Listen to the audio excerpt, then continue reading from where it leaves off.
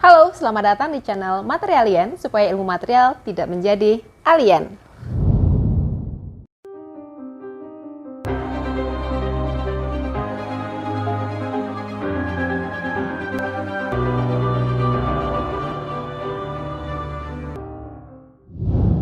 Kita semua di sini mungkin sudah tidak asing dengan yang namanya diapers, atau mungkin ada sebagian dari kita yang menyebutnya pampers. Dengan catatan, pampers adalah nama merek ya. Nah, diapers ini adalah popok sekali pakai yang menjadi salah satu kebutuhan primer keluarga yang memiliki bayi. Diapers sangat memudahkan ibu-ibu yang memiliki bayi ketika mereka pipis atau buang air besar sehingga tidak bocor keluar, apalagi ketika sedang berpergian membawa adik bayi. Kebayangkan kalau sedang berpergian atau misalnya sedang di acara tertentu, adik bayi kita pipis dan biasanya kan nggak pakai bilang dulu. Nah, kalau tidak ada diapers, maka pipisnya bisa merembes kemana-mana. Diapers ini membuat ibu-ibu menjadi lebih dimudahkan dalam membersihkan kotoran bayi dan menghemat banyak waktu. Pasti bisa dibayangkan, bila tidak ada diapers, berapa kali dalam sehari kita harus mencuci pakaian, spray, kasur, dan lain-lain yang terkena pipis bayi. Apalagi nih, menurut data dari UNICEF, bahwa pada tahun 2013, setiap harinya ada lebih dari 350.000 bayi yang dilahirkan ke dunia.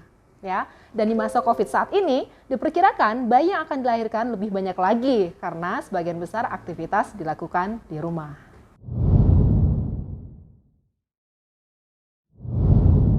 Sebenarnya, kapan sih awal mula orang mengenal dan menggunakan popok?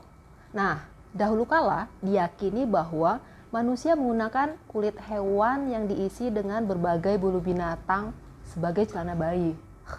Ya, kemudian ditambahkan lumut rusa untuk menyerap kotoran ketika bayi buang air. Ini merupakan konsep pertama dalam teknologi popok bayi. Nah, pada era Elizabeth, yaitu pada tahun 1500 sampai 1600, popok mulai dibuat dari kain. Harga kain yang mahal membuat golongan kaya dapat mengganti popok sehari sekali, sedangkan orang biasa biasanya mengganti popok 4 hari sekali. Ya, dan membersihkannya pun tidak dengan cara yang dicuci, melainkan hanya dikeringkan di perapian saja. Kemudian, pada era 1800-an, popok terbuat dari kain linen, katun, maupun stockinette berbentuk persegi panjang yang diikat. Penemuan peniti pada akhir tahun 1800-an mempermudah orang untuk menahan kain popok dan digunakan oleh keluarga yang mampu untuk membelinya saja.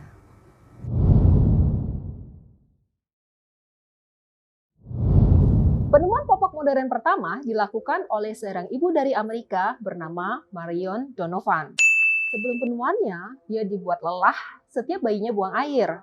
Selain harus mengganti dan membersihkan kain popok, dia juga harus mengganti dan membersihkan spray, selimut, dan barang-barang lainnya di tempat tidur yang terkena pipis bayi. Ia pun berpikir untuk membuat popok yang tidak bocor. Dan setelah mencoba beragam material, ia menemukan golden shower untuk digunakan sebagai bahan popok, sehingga dapat menahan cairan agar tidak bocor. Nah, ia pun kemudian menyempurnakan desainnya dan diberi nama debuter. Istilah debuter pun kemudian menjadi sebutan popok yang dibuatnya karena tahan air dan bentuknya seperti sebuah kapal. Tahun 1940-an, produksi massal popok sekali pakai mulai dilakukan. Saat ini, teknologi popok sudah sangat canggih, terutama kemampuannya dalam menyerap dan menahan cairan. Secara umum, popok terbuat dari material polipropilen dan bisa juga dari poliasam laktat atau PLA untuk bagian dalam yang bersentuhan dengan kulit bayi atau di top sheet seperti gambar berikut. Untuk bagian yang menerima cairan, digunakan campuran kain PP atau polipropilen, PLA, dan bisa juga polietilen. Untuk bagian penyerap inti atau absorbent core, digunakan kapas dan super absorbent polymer atau disingkat dengan SAP, dan untuk bagian luar digunakan polietilen. Hal penting yang membuat diapers berbeda dengan popok kain biasa adalah karena diletakkannya material yang sangat unik yang dikenal dengan nama super absorbent polymer atau SAP. Penemuan SAP ini merupakan penemuan paling besar dalam teknologi popok. Kemampuannya dalam menyerap air mencapai hingga 1.500 kali masanya. Jelas, kemampuan penyerapan ini sangat luar biasa unggul apabila digunakan sebagai inti penyerap dalam popok. Salah satu contoh polimer yang terkenal sebagai SAP adalah sodium poliakrilat. Polimer ini memiliki gugus ion karboksil atau COO- yang berikatan dengan ion natrium atau Na+. Nah, kedua gugus yang bersifat polar inilah yang membuat polimer dapat menarik air yang juga bersifat polar.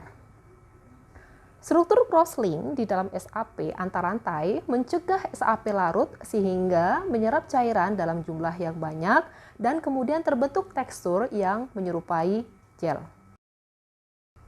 Diapers ini bukan hanya digunakan oleh adik bayi saja. Orang dewasa pun dalam kondisi tertentu terkadang menggunakan diapers. Di bagian mana diapers sih sebenarnya polimer unik ini bersembunyi?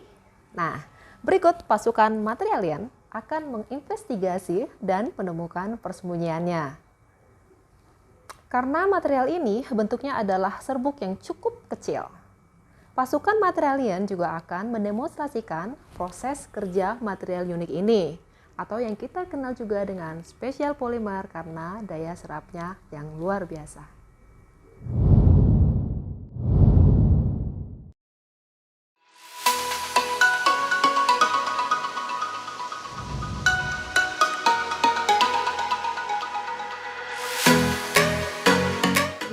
Ini contoh dari diapers atau popok bayi.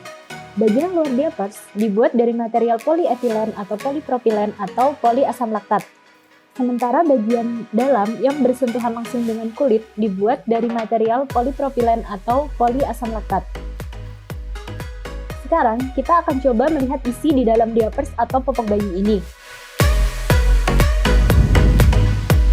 Pertama, mari kita potong dan lihat bagian dalam dari diapers. Oke, kita mulai dengan menggunting bagian ini, bagian ini,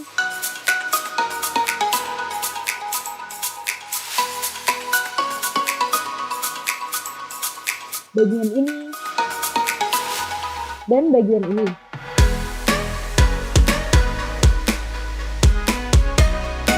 Terlihat bagian dalam popok ternyata adalah kapas.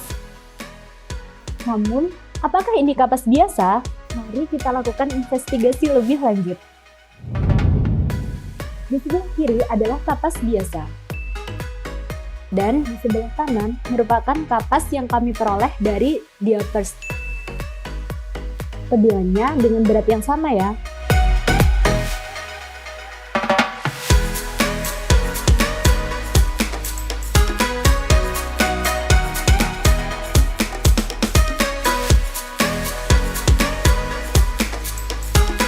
Sekarang kita akan coba tuangkan air sebanyak 50 ml ke dalam kapas biasa. Kemudian ada kapas dari diapers.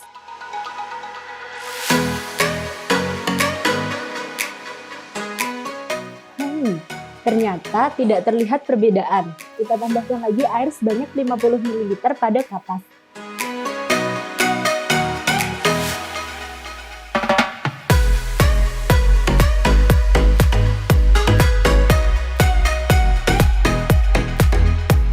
Apakah kalian melihat ada perbedaan pada kedua kapas tersebut? Sekarang kita tambahkan lagi air 50 ml. Bisa dilihat kan apa yang terjadi? Ternyata pada kapas biasa air mulai merembes dan bocor. Sementara apa yang terjadi pada kapas dari diapers? Wow, air tertahan. Sebenarnya ada apa di dalam kapas dari diapers? Ya, tidak lain dan tidak bukan ternyata ulah SAP.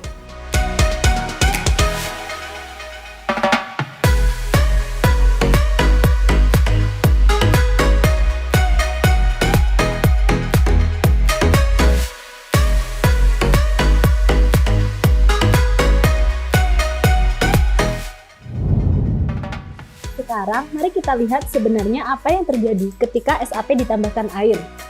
Pertama, kita tambahkan air 50 ml ke dalam SAP.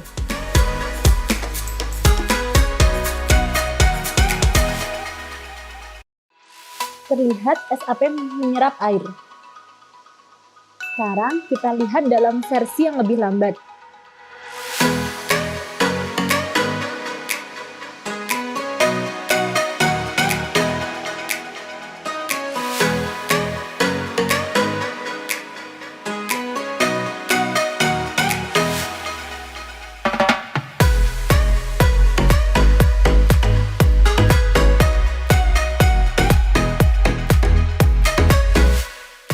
Lihat kan bagaimana air terserap oleh SAP? Kemudian kita tambahkan air lagi.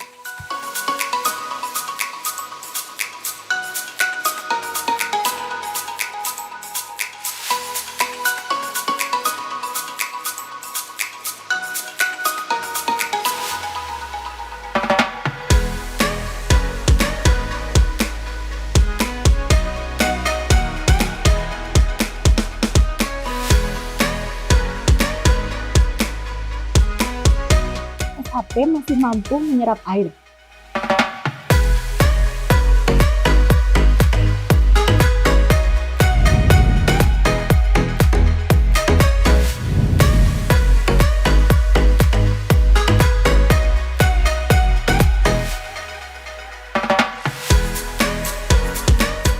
Apakah SAP bisa menyerap minyak juga? Silahkan tinggalkan pendapat kalian di kolom komentar.